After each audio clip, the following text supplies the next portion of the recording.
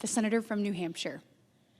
Madam President, I come to the floor today to oppose H.R. 23. This is a bill that levels unprecedented mandatory sanctions on the International Criminal Court, the ICC. I understand my colleagues' concerns about whether the court has jurisdiction over Israel, and I share those. I agree the court should not focus its resources investigating U.S. service members. I can't believe anybody in this chamber wants to see that. But the way this bill is drafted, sanctioning the ICC will not get them to withdraw the arrest warrants for Israeli officials. It could actually have the opposite effect, hardening the court's position. These sweeping sanctions we are about to consider are an incredibly powerful tool, and making this an issue that frankly goes beyond Israel and the United States and stretching around the world is not going to be helpful to our national security. These sanctions will make it almost impossible for the United States to engage the court on other issues in our national interest, whether that's prosecuting the atrocities in Sudan, or human rights abuses by the Taliban, or in Venezuela, or Russia's war crimes against Ukraine. This bill would target the civil servants who work at the ICC, and not just them, it would target their families. Lower-level workers who provide administrative, paralegal, research, even catering and sanitary services would be affected. It could target their family members just for being related. The bill could also potentially target subsidiaries of major U.S. companies like Microsoft for providing technical services to the ICC, which they may have been performing for a number of years before this bill was passed. And the way it's worded, it's retroactive, it would affect them. Not only that, but this bill targets some of the United States' most important allies. For example, the host country for the ICC, the Netherlands, as well as the United Kingdom, France, Germany, Italy, and Japan, were the ICC's biggest donors. And it also includes the citizens of those companies who work at the ICC. These alliances are one of America's greatest assets. They make us stronger and safer. And this bill could do real damage to these relationships. It could undermine vital multilateral organizations and hurt U.S. strategic interests. So, Madam President, I was hoping that we could come to an agreement. We've been negotiating with Senator Cotton, who's the author of this bill. I know we share most of the same concerns that he does in drafting the bill, but I think it's overly broad. It's not drafted in a way that addresses what I think are the unique concerns that we have with respect to the International Criminal Court. So, sadly, since we have not been able to come to an agreement to address those concerns, I intend to vote no on this bill, and I urge my colleagues to do the same on the motion to proceed. I yield the floor. Madam President. The senator from Arkansas.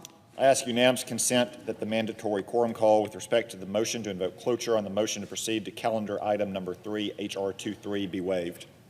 Without objection. I ask unanimous consent to be able to complete my remarks before the scheduled vote. Without objection. Madam President, the so-called International Criminal Court is a major threat to America's sovereignty and our troops.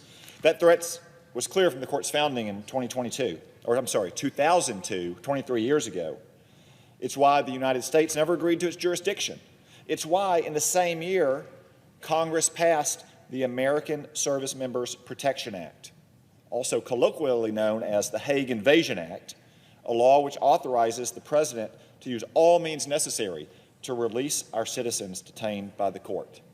23 years is a long time, but we still have some senators in the chamber who voted for that bill, including none other than the Democratic leader, Senator Schumer. Senator Wyden also voted for it. But even that hasn't stopped The Hague from targeting Americans. Under President Obama, the court threatened to investigate American soldiers in Afghanistan. It did so again in 2020 under President Trump. To this very day, the ICC has an open investigation into U.S. troops who risked their lives to fight against terrorism.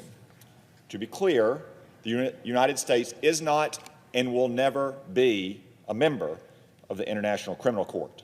Yet this kangaroo court continues threatening to haul our citizens in front of foreign judges, judges who have no jurisdiction over our Americans and who do not follow basic rules of due process provided for by our Constitution.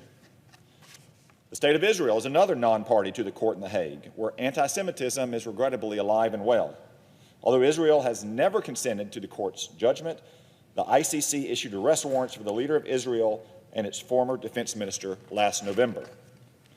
By asserting jurisdiction over a non-member, the ICC has grossly violated the Rome Statute, the treaty that created the court. The court also broke its own rules against prosecuting individuals under governments with functioning criminal justice systems, like Israel. I also would note that the court has not issued arrest warrants for flagrant human rights abusers like, I don't know, Iran's supreme leader, Ayatollah Khamenei, former Syrian president, Bashar al-Assad, or the genocidal president of China, Xi Jinping. The court seems to prefer targeting democratically elected leaders instead of terrorists and despots.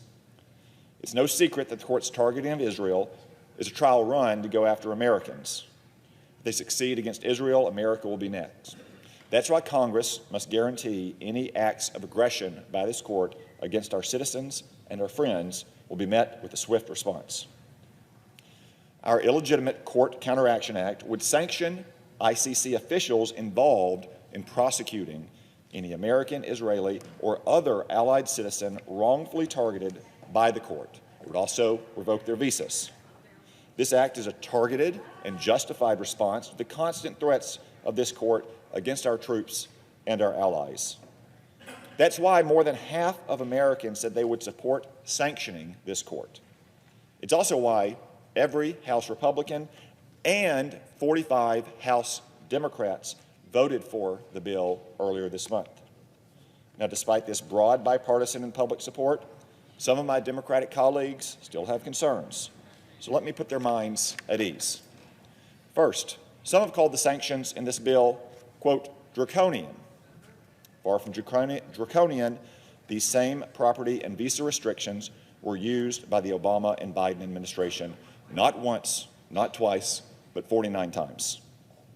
Others have said the bill could target our allies. The bill, however, clearly is directed at foreign persons, not foreign nations.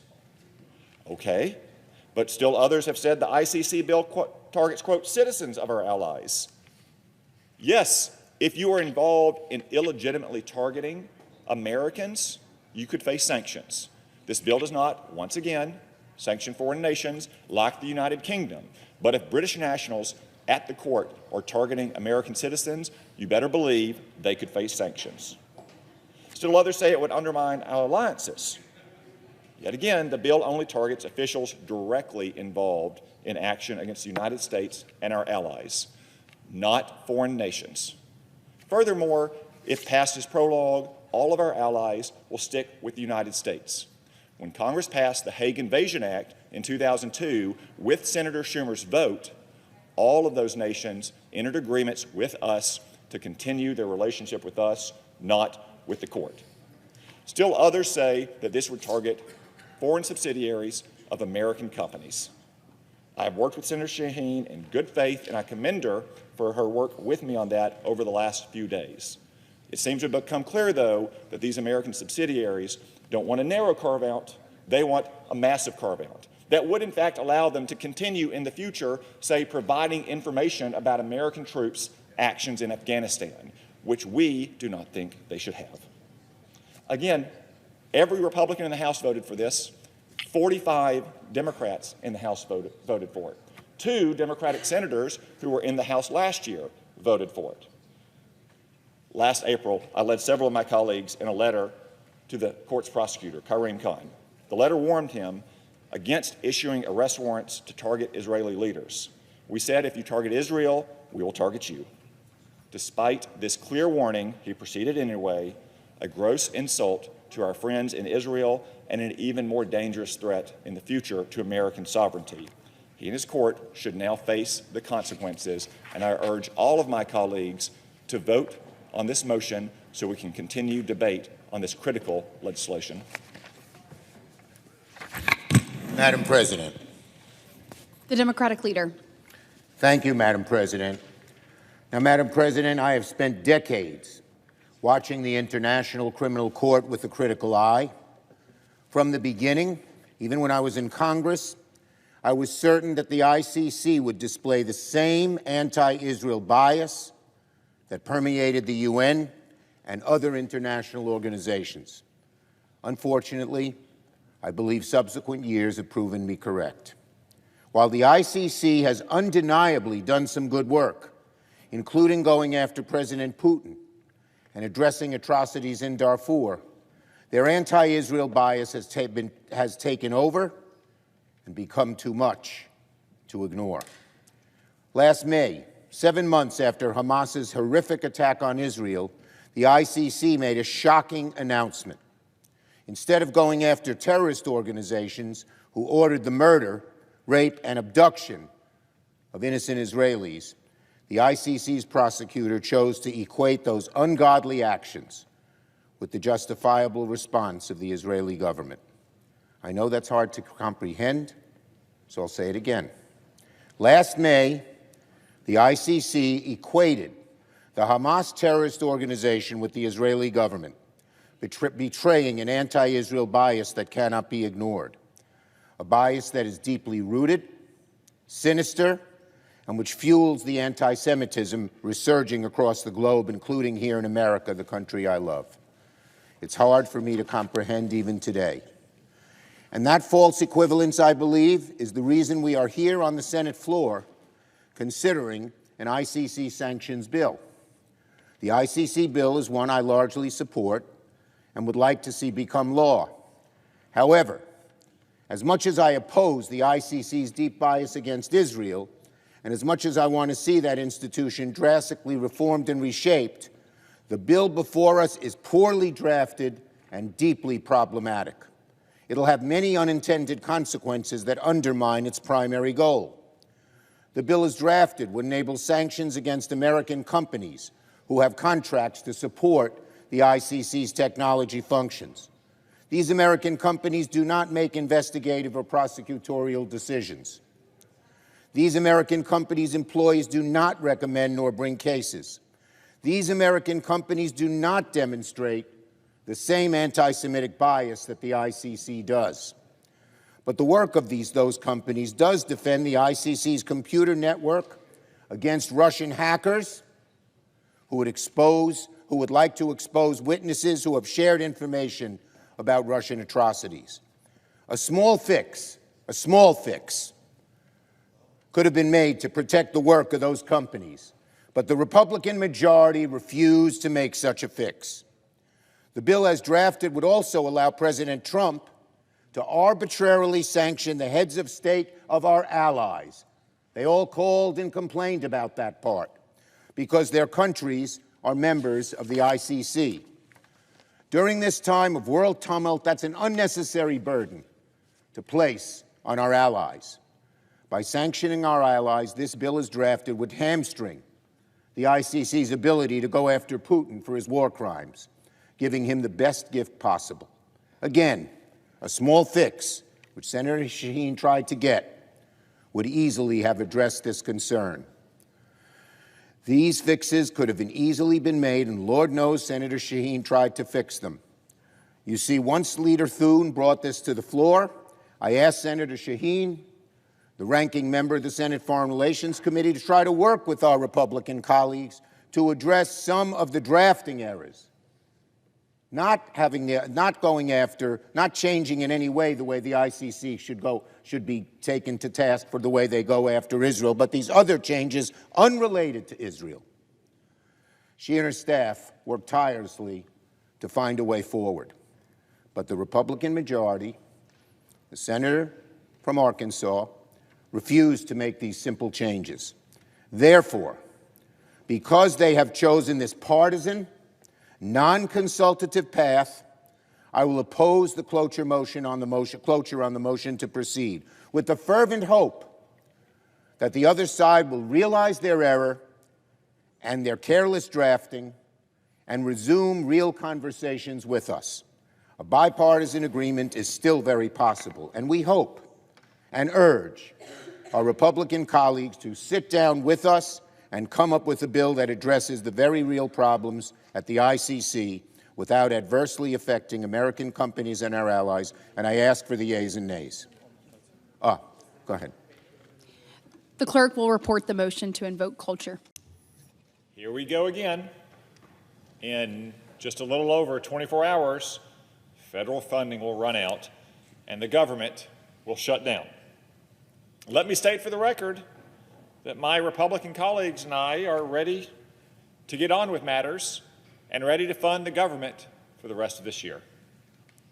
And we all know that the faster we move it over the finish line, the faster our federal government can get to work on behalf of the American people and implement the agenda that the American people elected us to get done. But after our Democratic friends had a nice long lunch on Capitol Hill yesterday, Senator Schumer took to the floor to announce that their caucus will not support funding the government because, as he put it, Republicans chose a partisan path. But here's what Senator Schumer is really saying. Democrats would rather shut down the government than pass the funding bill just to shift blame to Republicans for our current funding predicament. Democrats are going to shut down the government to protect the government. In the next 24 hours even, Democrats are planning to use the very same filibuster that they have opposed and tried to abolish to shut down the government. In the last administration, former Vice President Kamala Harris said that Joe Biden and the Democrats are, quote, kind of done with those archaic Senate rules, end quote. But here they are using those archaic Senate rules to shut down the government. There's nothing that could explain such a drastic change of heart among my Democratic colleagues other than rank hypocrisy. Democrats are quick to criticize Republican efforts to eliminate waste, fraud, and abuse in our bureaucracies on behalf of hardworking American taxpayers. Yet in the same breath, Democrats are fighting to withhold the paychecks of air traffic controllers, our troops, federal custodial staff. They can't be serious. The level of hypocrisy displayed by the minority leader and my Democratic colleagues is appalling to the office they hold and the constituents they serve. A government shutdown, of course, doesn't just affect the federal workforce. For instance, food inspectors would be forced to stop their work, interrupting our food supply chains. It's as if the Democrats are trying to finish Joe Biden's job of driving up prices at the grocery store. So let me remind everyone of why we are on the verge of a government shutdown. Just a few months ago, Senator Schumer and my Democratic colleagues held the majority here. During that time, Republicans joined with Democrats to vote 11 out of 12 government funding bills from committee. 11 out of 12. 6 of them were unanimous. The other 5 passed with overwhelming bipartisan support. That would seem to be a great accomplishment in a too often divided Washington.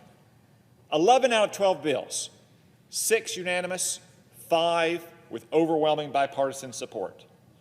But even though we had all those spending bills ready to go last summer on a bipartisan basis, then Majority Leader Schumer failed to bring a single bill to the floor from August through the end of last year.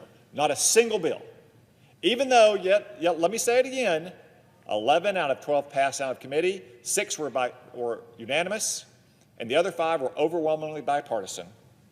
Not a single one.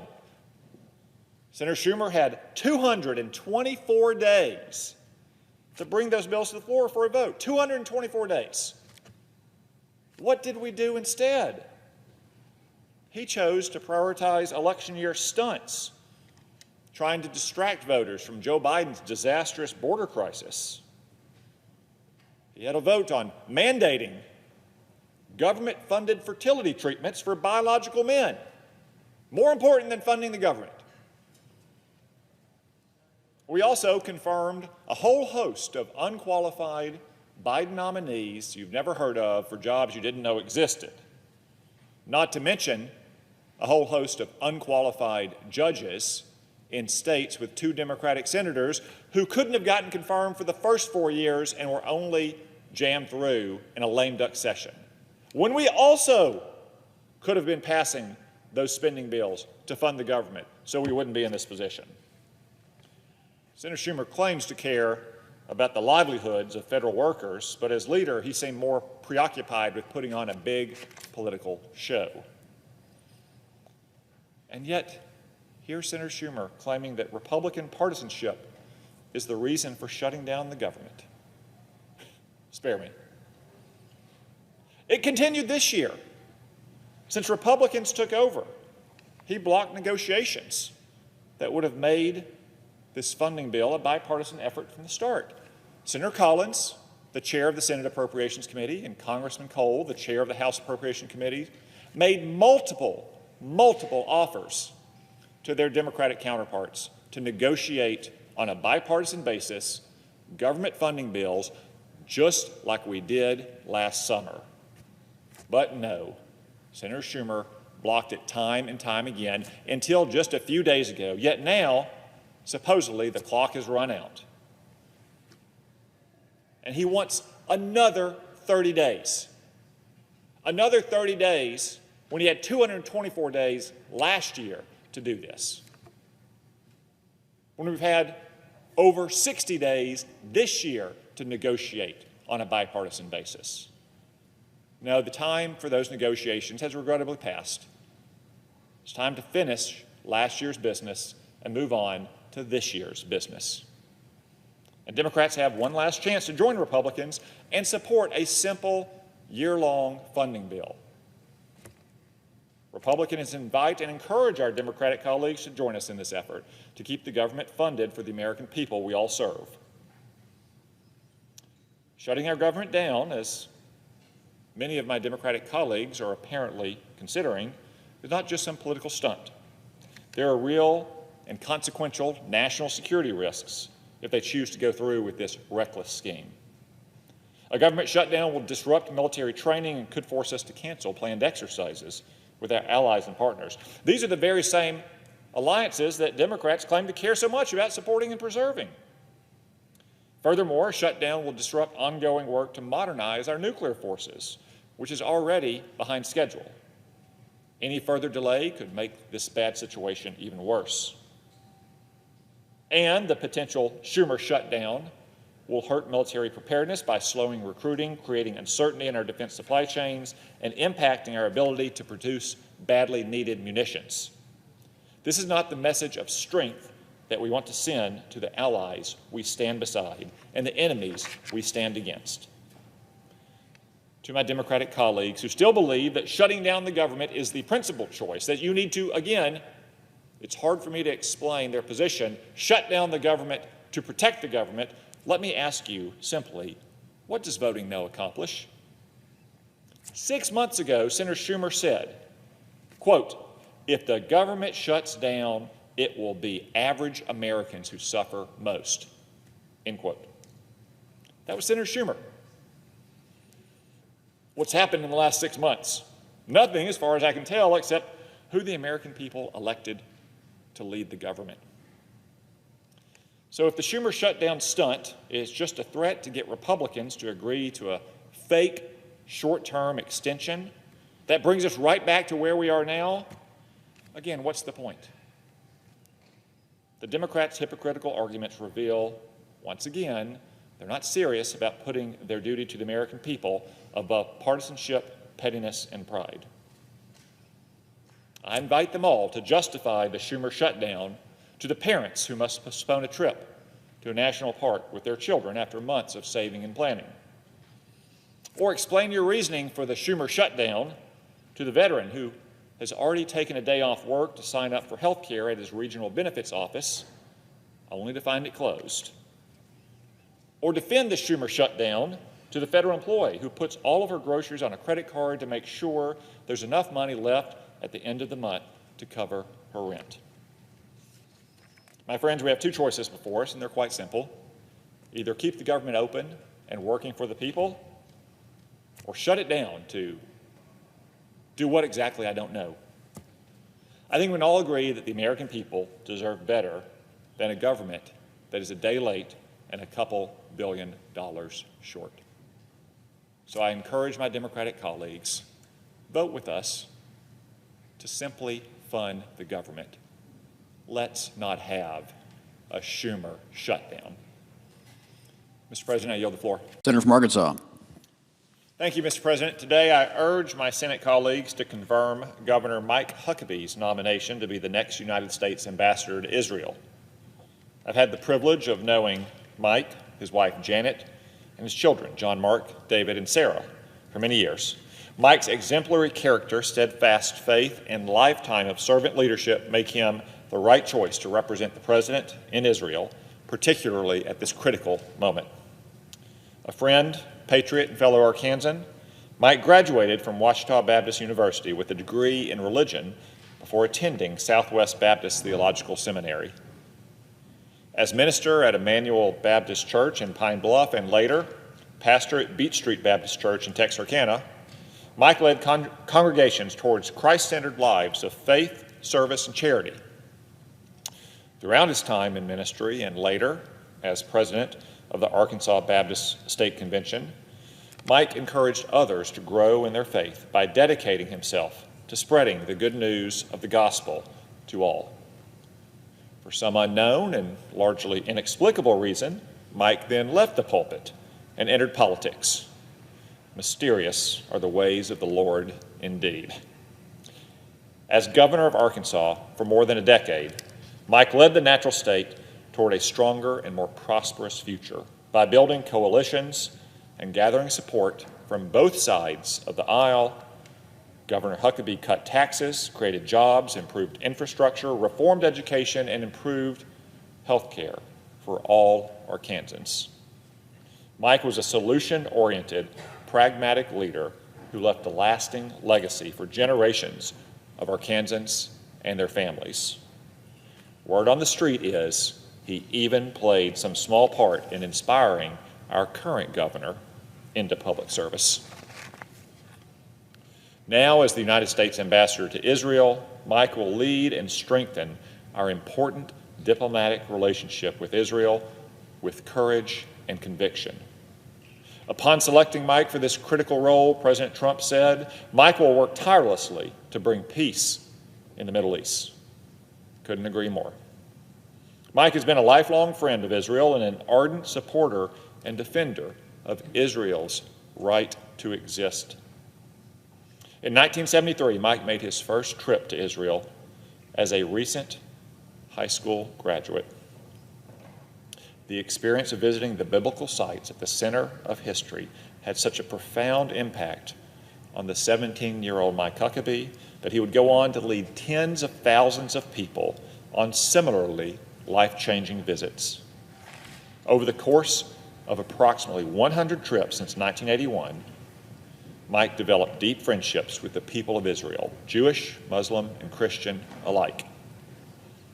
Mike spent his career leading fellow Christians on journeys of faith, Arkansans towards a brighter future, and pilgrims on voyages of discovery. I'm confident that he will lead the United States relationship with Israel on a path towards peace and prosperity for both of our peoples. I urge my Senate colleagues to support his nomination and approve his nomination swiftly. Thank you. I yield the floor. From Massachusetts. Thank you, Mr. President. Mr. President, I rise today to lawfully extend the deadline by which ByteDance must either divest TikTok or face a ban in the United States. In a few moments, I will ask unanimous consent to pass my legislation with Senator Wyden and Senator Van Hollen and Senator Booker, the Extend the TikTok Deadline Act, to extend the divestment deadline until October. My colleagues may be wondering, didn't President Trump just extend the TikTok deadline last week by 75 days? Why are we passing legislation to do the same thing? Well, It's because we need legislation, because President Trump's move was illegal, both the first time he extended the deadline in January and his second extension last Friday. Although the statute permits the president to extend the TikTok deadline by 90 days if certain conditions are met, President Trump never triggered that provision in the statute. Instead, he twice issued executive orders that directed the Department of Justice to not enforce the law for 75 days. Nothing in the statute permits President Trump to simply not enforce federal law. By Trump's logic, he could negate any statute enacted by Congress by simply directing his administration to not enforce it. That is not how our system of government actually works. It is lawless and it is dangerous. Beyond being an affront to the rule of law, these executive orders are also unfair to TikTok's 170 million creators and users and the 7 million small businesses that rely on the platform to reach their customers. By lawlessly extending the TikTok divestment deadline, Trump has effectively put the fate of TikTok in the hands of risk-averse corporate shareholders at major technology companies like Oracle and Apple and Google. That's because the TikTok ban imposes up to $800 billion in fines for companies like Oracle and Apple and Google that help keep TikTok online and distribute the app through their app stores. Trump's lawless extension puts these companies in a difficult spot. They can comply with the law, take TikTok offline and face the wrath of Trump and the public, or they can violate the law, leave TikTok up, and risk ruinous legal liability. So far, the tech companies have been willing to risk that liability based on promises from President Trump that he won't punish them. But we all know that President Trump's promises aren't worth a whole lot. The president could reverse course at any moment or threaten to rescind his executive order to coerce these companies into supporting unrelated political objectives. No good comes from giving any president that kind of leverage. So while TikTok remains online today, these unilateral illegal extensions are unfair to TikTok's users and dangerous for our country. So here's the thing. I actually agree with the president on extending the TikTok divestment deadline. There was no reason that TikTok should have gone dark in January, just a couple of days after the Supreme Court ruled on the law. Clearly, the Supreme Court had only left 2 days to resolve all of the national security issues, all of the other issues that were surrounding this issue. It wasn't TikTok or anyone else's fault that it took all the way up until 2 days before the deadline to have TikTok get an answer as to whether or not what was happening was constitutional. So we needed more time to have a negotiation over whether or not those national security issues and other issues could be resolved. And it is now ultimately, again, a decision that has to be made as to whether or not TikTok should have gone dark last week, as rumors swirled about potential new investors in TikTok's U.S. business. We don't need to find a lawful solution. It is imperative that we find a lawful solution. That's why I'm bringing my legislation out here, and that will protect free speech rights of TikTok's 170 million users, and it will also give us the time to be able to negotiate an end. So I want national security issues to be the central part of this negotiation, and I believe such a solution is possible, but unlawful ad hoc extensions only sow chaos for the tech companies facing ruinous penalties and for the millions of Americans who rely on TikTok as a vital communications platform. Instead, Congress should pass my legislation, the Extend the TikTok Deadline Act, to lawfully extend the divestment deadline until October, creating legal certainty for TikTok's users and creators and giving all parties a longer period to reach a solution. So as if in legislative session, And notwithstanding Rule 22, I ask unanimous consent that the Committee on Commerce, Science, and Transportation be discharged from further consideration of S-103 and the Senate proceed to its immediate consideration. Further, that the bill be considered read a third time and passed, and the motion to reconsider be considered made and laid upon the table. Is there an objection? Mr. President, Senator from Arkansas. reserving the right to object because I do object to this effort and will object to future efforts to change the TikTok law. Let's remember how we got here. TikTok is a Chinese communist spy app and a tool of Chinese communist propaganda. That's why Congress passed an overwhelmingly bipartisan law mandating that TikTok's parent company sell it if TikTok is to continue operating in America. Why did Congress pass this law? Because TikTok is not just another social media platform. TikTok addicts our kids, harvests their data, exposes them to pedophiles, promotes harmful and manipulative content, including vile anti-Semitic videos. TikTok also silences, censors, and suppresses content that exposes communist China for what it really is, a monstrous tyranny. The truth about China's genocide against the Tibetan and Uyghur peoples, the massacre at Tiananmen Square, the crackdown on Hong Kong, the origins of COVID, and more are all disappeared behind the veil of TikTok's algorithm. What TikTok doesn't say is only part of the problem. What it does say is deadly. The Chinese version of TikTok tells kids to study hard, eat their vegetables, and revere their dictator, Xi Jinping. But the American version of TikTok exposes our kids to videos that glamorize and glorify violence, obscenity, eating disorders, drug use, and even suicide.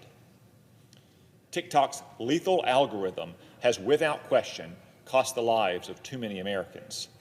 That's why TikTok is so dangerous, and that's why Congress insisted that TikTok cut ties entirely with communist China. President Trump is trying to implement the law that Congress passed, and many American businesses and investors are apparently interested in buying TikTok. I applaud patriotic Americans who want to buy this app and cut all ties with the Chinese communists. But reports have surfaced that some businesses and investors want a bad deal that would violate the law by letting communist China continue to influence the TikTok algorithm. Even worse, these potential buyers may ask Congress to somehow indemnify them for violating the law or immunize them for TikTok's past crimes against and injuries to the American people, especially young Americans. Let me say bluntly to any American who wants to invest in some half-assed TikTok deal, Congress will never protect you from going into business with communist China. So American businesses and investors who want to dip their beaks in the golden TikTok fountain should think twice before giving their money and their good name to Chinese communists.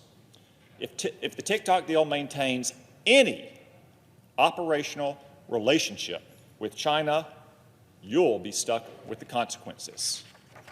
Caveat emptor. So I do oppose this effort to change the law, and I will oppose in the future other efforts to change the law that Congress already passed. Let's allow President Trump to negotiate and see if communist China is willing to make a deal. If not, then the law is the law. Now I will yield to my colleague from Nebraska. Nebraska. Senator from Nebraska. Mr. President, reserving the right to object. I echo my colleague from Arkansas's comments with regard to TikTok. Let's recall that in communist China, there really isn't such a thing as a private company, as much as ByteDance might want to say it is. Chinese communist law is very clear that companies in China have to do what they're told to do by the Chinese Communist Party. And that's one of the reasons TikTok is so dangerous. TikTok has been covered by my colleague from Massachusetts, reaches 170 million people. 52% of those people say that they regularly get their news from TikTok. As I've risen on this floor in the past, I've discussed specific cases where the Chinese communists have been pushing their propaganda through TikTok.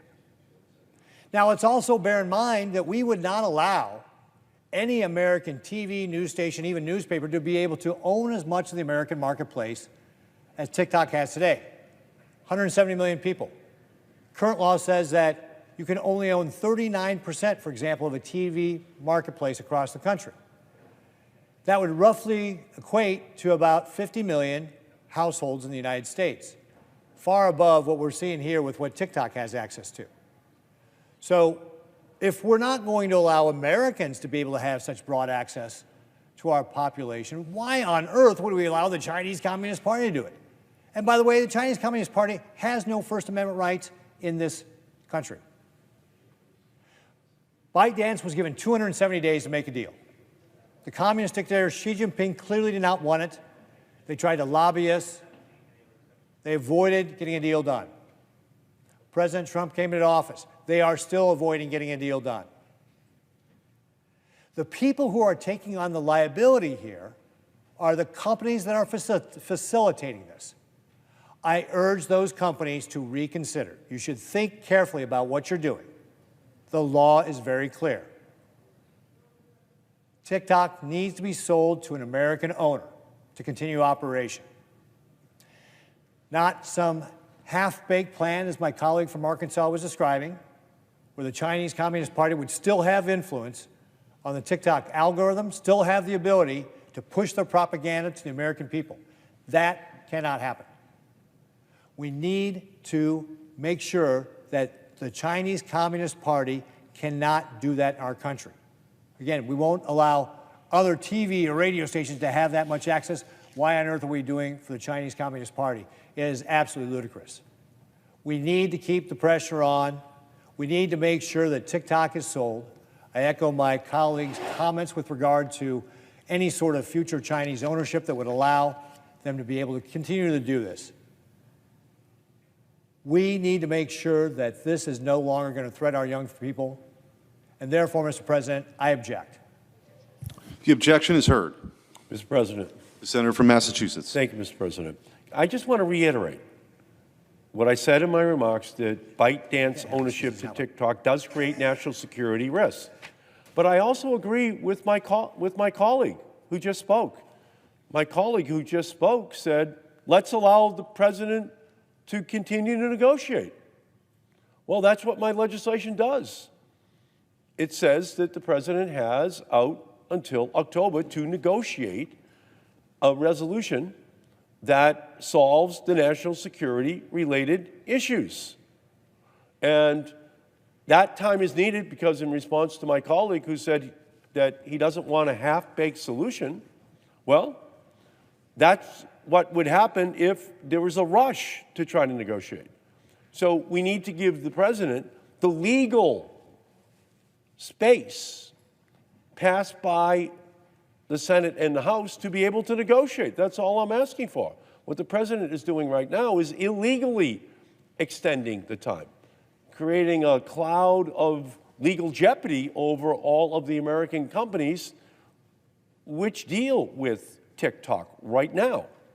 So I think what I heard my colleagues say was that they want to allow President Trump to negotiate. And that's what I'm saying.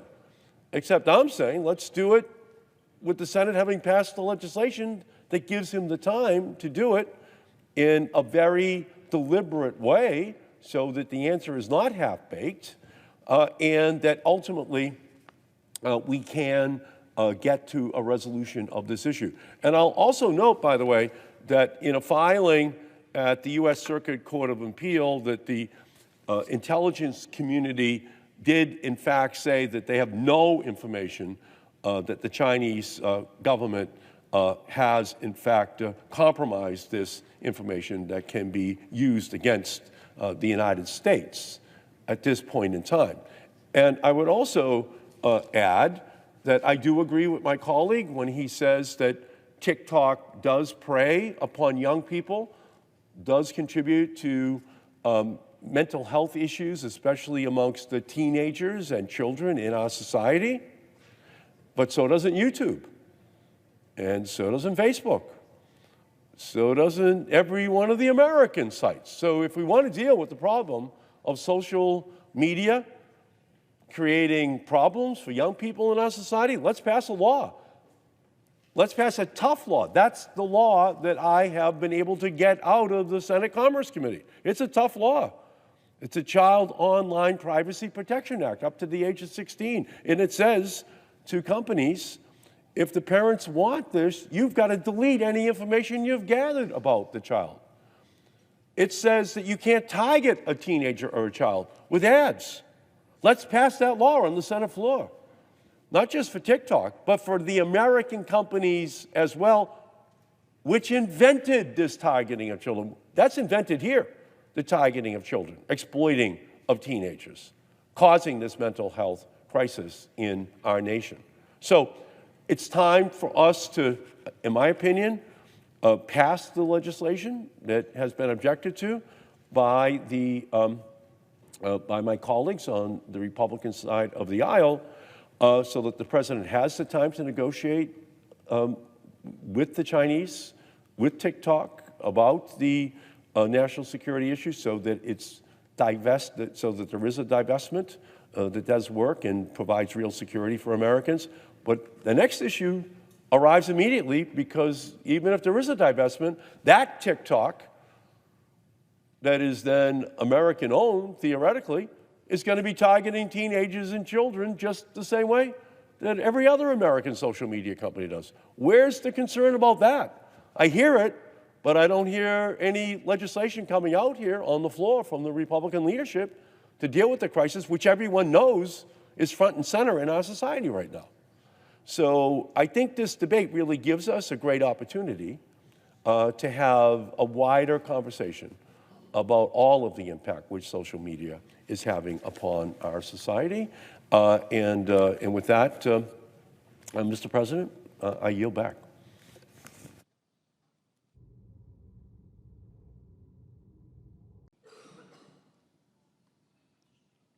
Mr. President. Chair recognizes the Senator from Arkansas.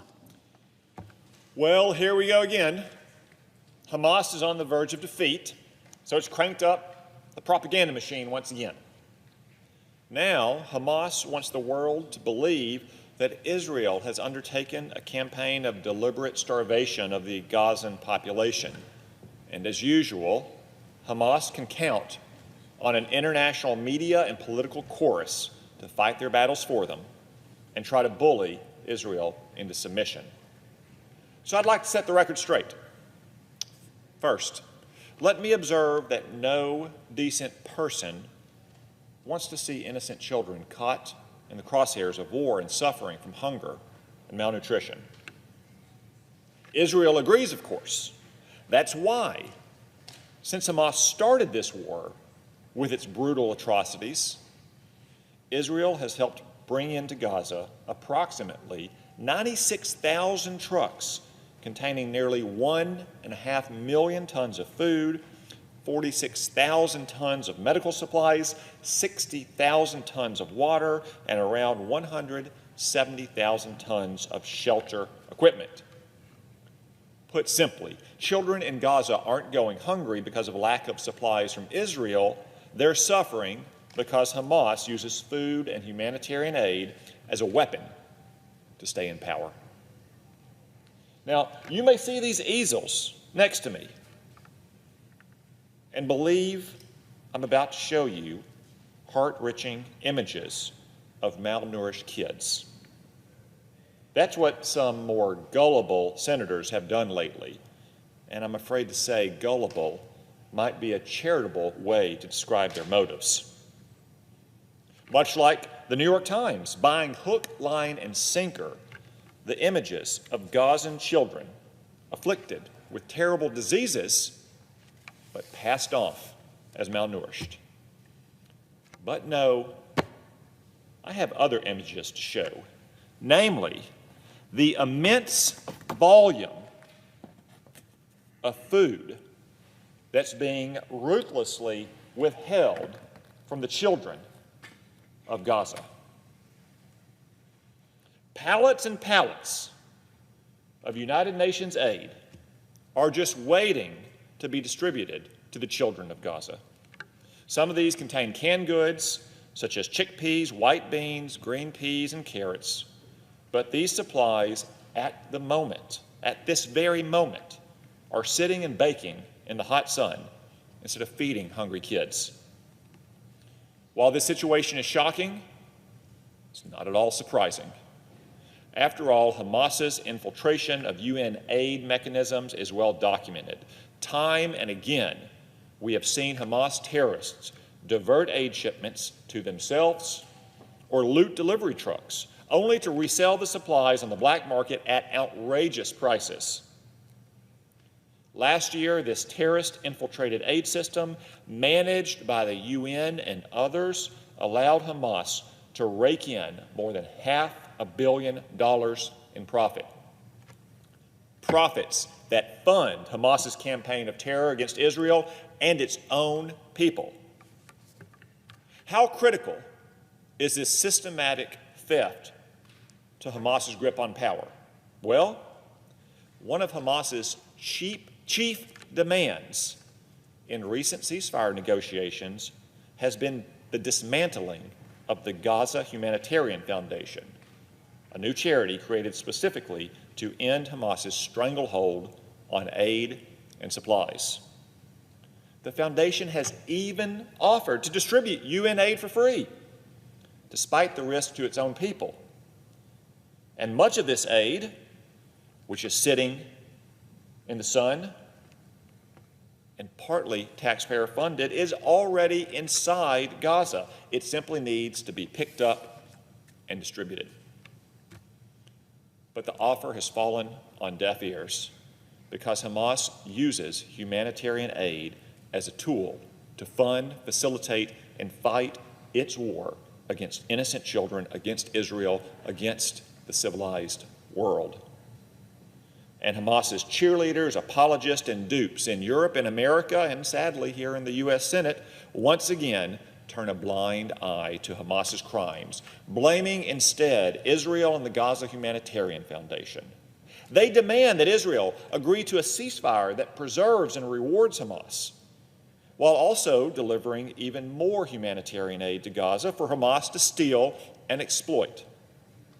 They expect Israel to feed the very people who attacked, raped, and murdered innocent Israeli men, women, and children on October 7th. And I would remind everyone, not a few American victims as well. Once again, Israel is facing demands placed on no other nation in the world.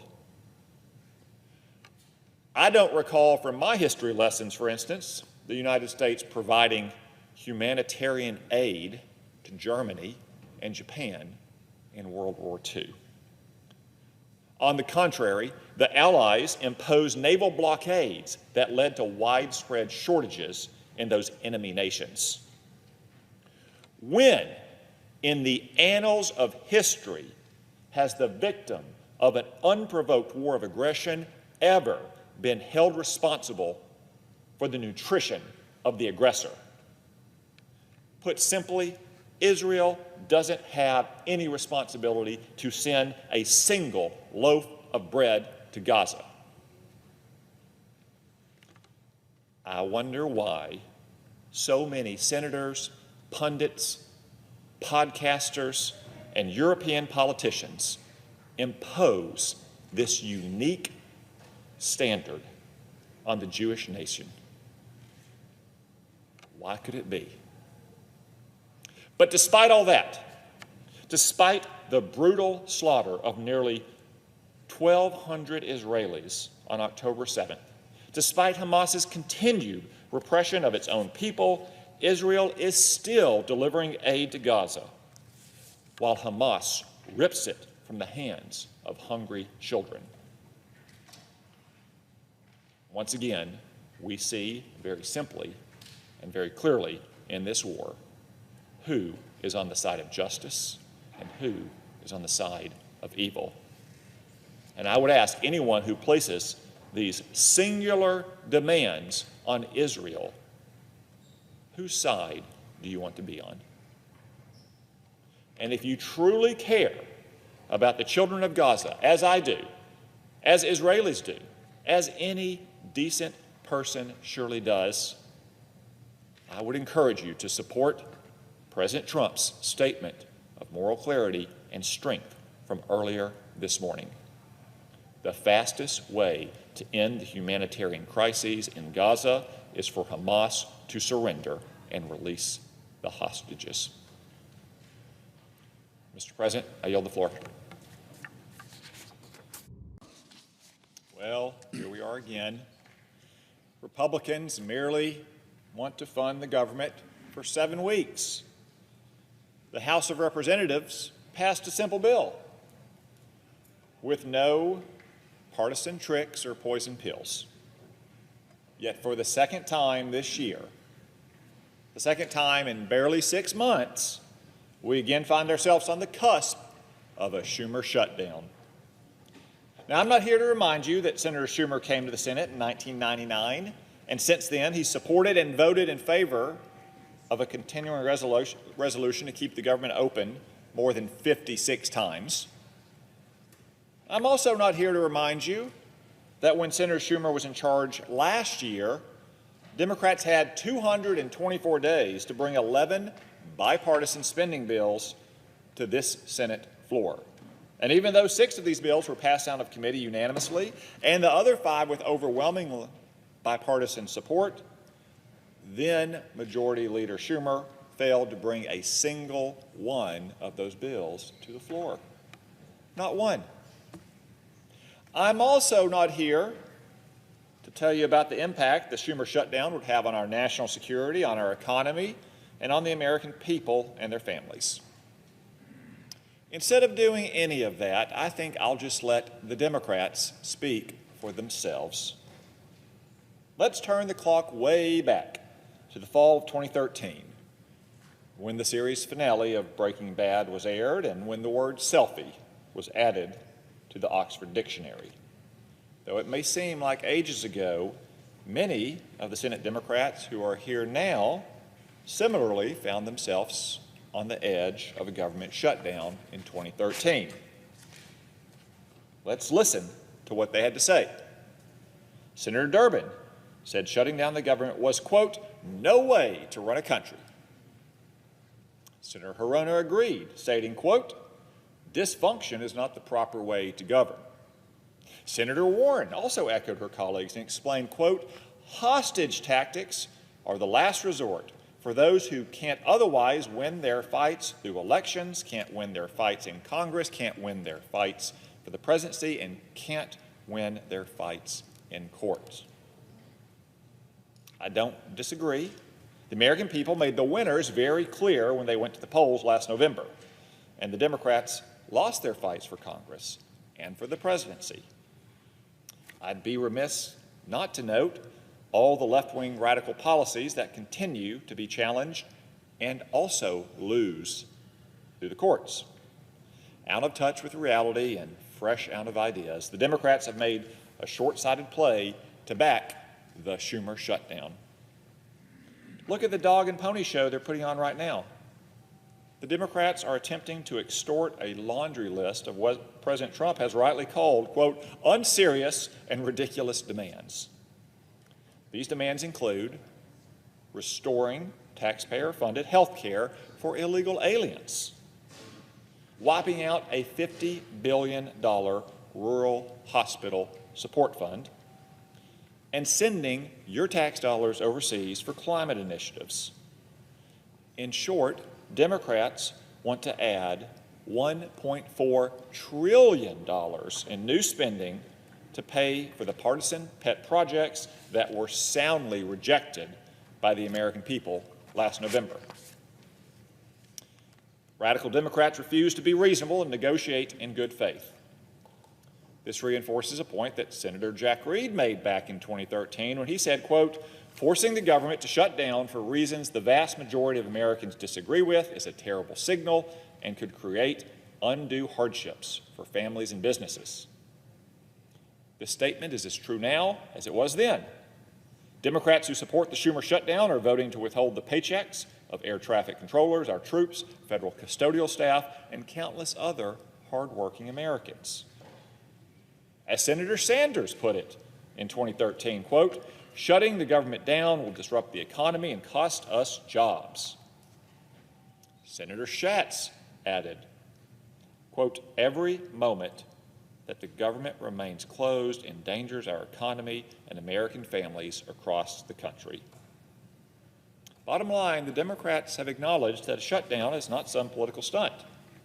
As they said, a government shutdown can threaten national security by, for example, disrupting military training and recruiting, disrupting ongoing work to modernize our nuclear forces, and creating uncertainty in our defense supply chains. That's hardly a model of peace through strength that Americans have demanded of their elected officials. But rather than listen to the American people, Senator Schumer and the Democrats make their own absurd demands. To make matters worse, the Democrats are conflating the budget process with policymaking, an approach that they have long condemned. Senator Murphy perhaps put it best in 2013 when he said, quote, "There is a time and place to debate health care, just like there's a time and place to debate energy policy and immigration and education, but not when the funding of the federal government and all the lives are impacted by it hang in the balance." Senator Murphy in 2013, there's a time and place to debate health care, not when the funding of the federal government hangs in the balance. Enough is enough. Again, in 2013, more than a decade ago, Senator Klobuchar called for an end to the, quote, "political gamesmanship." Likewise, Senator Blumenthal pledged to, quote, "do everything possible to work with my colleagues to make sure budget brinksmanship and political gamesmanship are halted." Yet solely because of the Democrats, here we are. The political gamesmanship and the budget brinksmanship are still going on. So let me state clearly, a Schumer shutdown will be carried out at the expense and on the dime of the American people. Remember, it wasn't happenstance that the American people threw radical Democrats out of the Oval Office and congressional leadership last fall. So don't be fooled. The Schumer shutdown is a last-ditch effort to save face after spending years pushing disastrous policies that led to rising costs and skyrocketing crime. Let me leave you with one last quote from 2013. "Don't hold the American people hostage simply because you're so sure you're right and everyone else is wrong." Any guess who said that one? You got it. Senator Shutdown Schumer. And because he has decided to move forward with this Schumer shutdown and has refused to take his own advice, unfortunately, the American people will be left paying the price. Mr. President, I yield the floor. Incredibly, the Democrats are here to condemn President Trump's recent strikes against narco-terrorists operating in our backyard. Maybe they want to distract from the Schumer shutdown by tying the president's hands and siding with narco-terrorists who have the blood of hundreds of thousands of Americans on their hands. Whatever the reason, this would be foolhardy. If you think I'm exaggerating here, let me remind you of the kind of depraved savages we're dealing with. Recall the Trinidad gang member who tried to rape 22-year-old Laken Riley while she was out for a jog on a college campus. After Laken fought back, this savage smashed her head with a rock and strangled her to death. Also recall the two Trinidad gang members who, after being released into our country by Joe Biden, raped and murdered 12-year-old Jocelyn Nungare. These animals threw this innocent little girl's body off a bridge. Finally, consider the recent arrest of the Trinidad gang leader who kidnapped 3 women and shot them in the back of the head in an alley in Chicago. Only one survived to call for help. These are the sort of horrific acts of violence that narco-terrorists commit against Americans. And of course, these narco-terrorists, many affiliated with Trinidad, also flood our country with dangerous drugs that have taken the lives of tens of thousands of Americans every year, after year, after year. They target every state in our union with their poison. This is among the many reasons why President Trump was well within his constitutional authority to take action against these narco-terrorists that put American lives at risk. These recent strikes fulfilled President Trump's constitutional duty to protect Americans as their elected commander-in-chief. And this should come as no surprise. President Trump stated very clearly and repeatedly during the campaign that he would attack these cartels if necessary. This is simply him keeping his word to the American people. Also, the president's strikes were lawfully sound and extremely limited. Because they've been going on for less than 60 days, they don't even fall within the War Powers Resolution threshold. I would also note that presidential action like this is hardly unheard of or unique. For context, as of the mid-20th century, scholars identified more than 100 military deployments or actions that lacked express prior congressional authorization. I could go back to the beginning of the Republic with the Barbary pirates off the coast of North Africa. But there's another example, much closer in time, and, for that matter, on the border. That would be President George H.W. Bush's decision to invade and topple the government of Panama in 1989 without prior congressional approval. He ordered 12,000 American troops into that country. We toppled Panama's illegitimate regime, we apprehended the country's dictator, and he spent the rest of his life in foreign custody. Now, let's compare these two cases. In both cases, you have the leader of a country that is indicted by the United States courts for drug trafficking. In both cases, that leader is not recognized by the United States government as the legitimate leader of his country. I'd say the comparison ends there because the case is much stronger here than it was in 1989. Maduro also has, I think, a $50 million reward on his head from our government.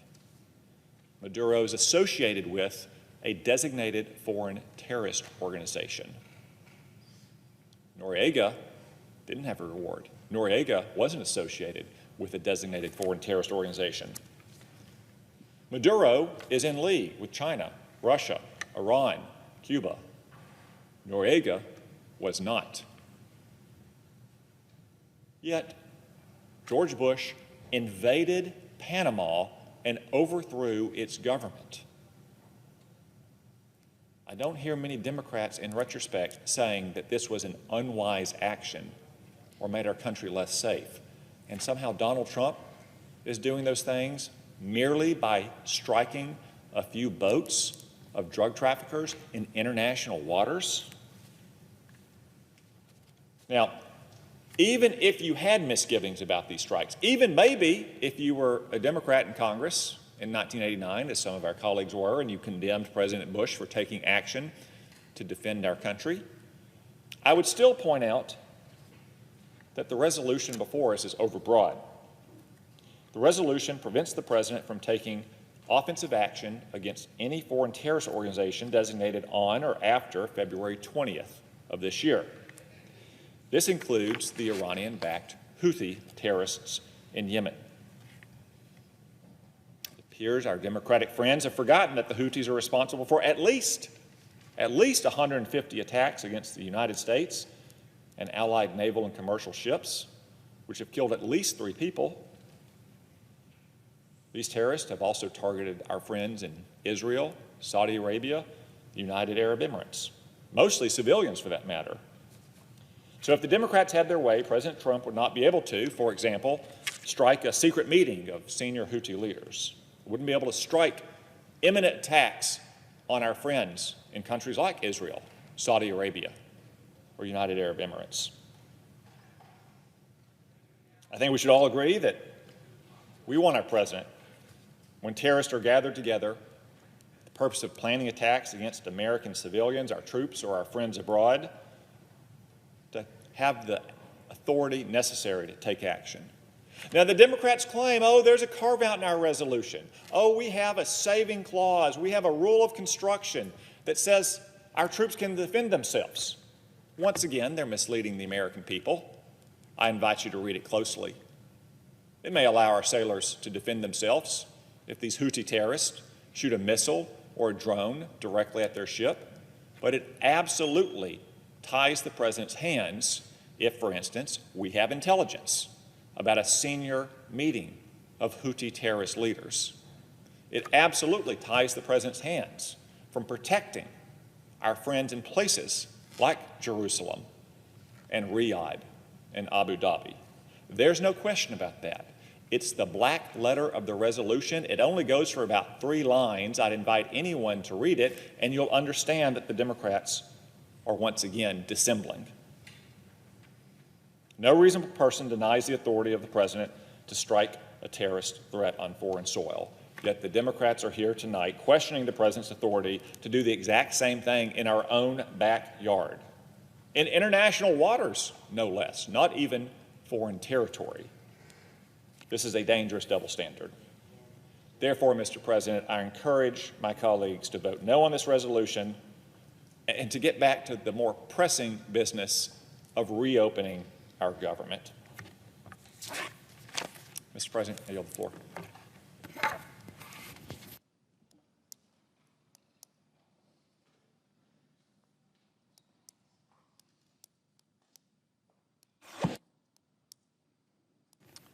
Mr. President, let me take this Senator opportunity. from California.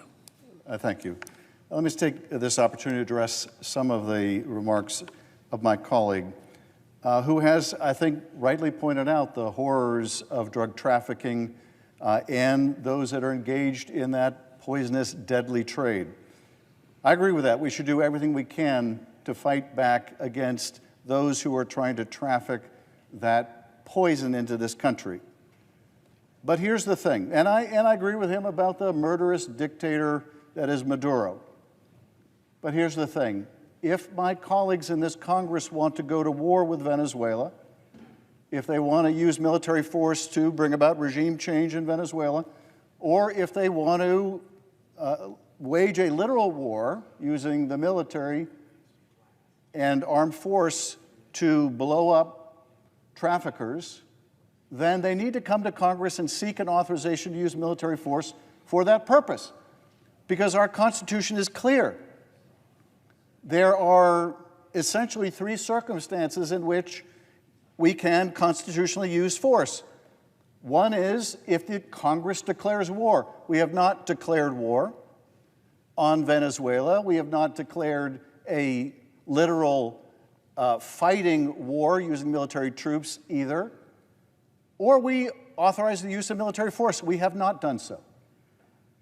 Now, the third circumstance in which a president is authorized to use force is in the event of imminent threat of attack from our adversaries. And that is simply not the circumstance here. Instead, what the administration seems to be relying on is a claim that it has the power somehow to put organizations on a list and go after them wherever they may be without the approval of Congress. That's what this resolution is about. Now, my colleague also made an argument about the Houthis. Nothing in this resolution affects the ability to defend ourselves from the Houthis as necessary. The president and the former presidents who have taken action against the Houthis have not done so on the basis of the Houthis being added to some list.